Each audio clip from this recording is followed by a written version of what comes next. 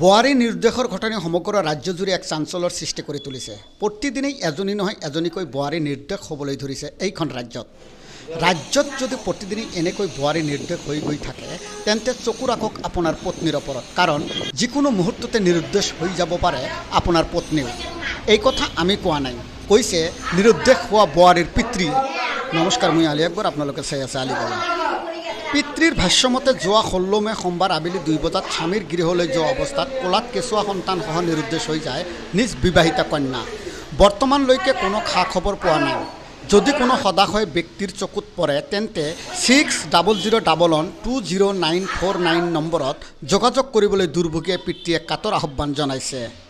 আমার বেটি যাওয়া সোমবারে 16 তারিখ থেকে ঘরের থেকে বাড়ির থেকে বাজারে আসছিল, চাকর বাজার থেকে এসে বেলা 2টার ওই দিকের থেকে তার মানে স্বামীর বাড়ি যাবো ছিলাম হলে ওই যে হাই সেকেন্ডারি বগলে ওখান থেকে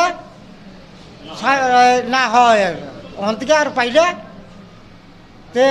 যে যেখানে থাক আপনারা যদি পান কেবা কে যদি দেখা পান আমার বিটি যে এই বিটিটা আমার চাকর থানাত খবর দিবেন আর কি। ছোট বাচ্চা আছে কোলে মেয়েটার নূর ভতমা আর মেয়েটা আছে আমিনা খাতুন। হ্যাঁ মেয়েটা কোলে নিয়ে গেছে, কালা বুরকা পেন্দা।